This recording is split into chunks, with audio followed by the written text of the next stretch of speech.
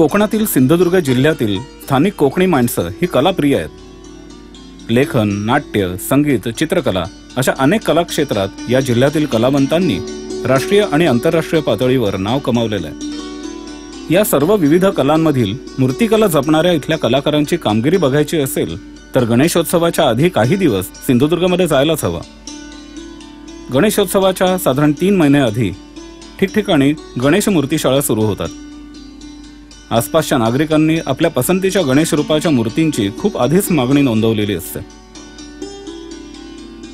या गणेश मूर्ती शाळांचं वैशिष्ट्य म्हणजे सर्व गणेश मूर्ती तिथे खाणीत मिळणाऱ्या चिकणमातीपासून बनवल्या जातात। साधारणपणे आपल्याला शाडूच्या गणेश मूर्ती माहिती आहेत, मात्र सिंधुदुर्गमधील ही चिकणमाती खूप वेगळी आणि विशेष आहे। याला आता ही सुकली ना तर अजिबात तडा जाणार नाही। शाडू मातीला काय जरा धक्का लागला तर तडा जातो, त्याला तडा नाही होणार। खाणीतून आणलेली माती नीट मळून ती तयार असलेल्या साच्यांमध्ये भरली जाते।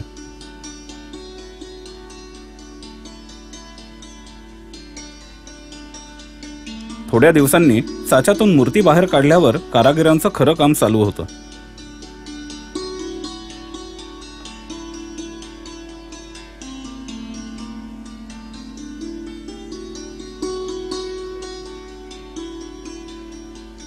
साच्यातून बाहेर काढलेल्या मूर्तीला सौंदर्य देण्याचं काम हे कलाकार करतात।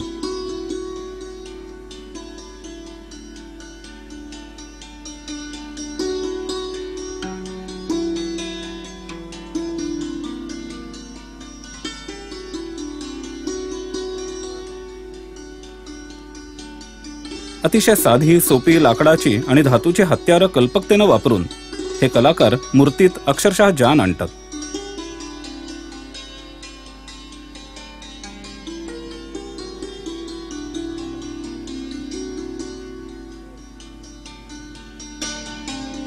गणरायाची ही वेगवेगळी रूपं तयार होत असताना ते पाहणं हा एक अविस्मरणीय अनुभव आहे। इथे या कलाकारांची अक्षरशः घराणी तयार झालेली आहेत। पिढ्यानपिढ्या हा कलेचा वारसा एका पिढीकडून दुसऱ्या पिढीकडे जातो। अनेक गणेश मूर्ती शाळांमध्ये संपूर्ण कुटुंब काम करताना दिसतं। सिंधुदुर्गमधील स्थानिक कोकणी माणसांसाठी गणेशोत्सव हा अतिशय महत्त्वाचा आणि वर्षातील सगळ्यात मोठा सण आहे।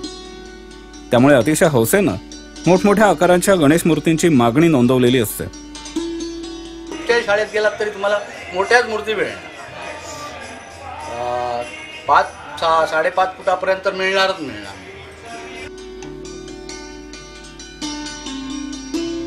प्रतिष्ठापनेच्या दिवशी वाडीतील स्थानिक आपापल्या नोंदवलेल्या मूर्तिशाळेतून मोठ्या भक्तिभावानं घरी घेऊन जातात।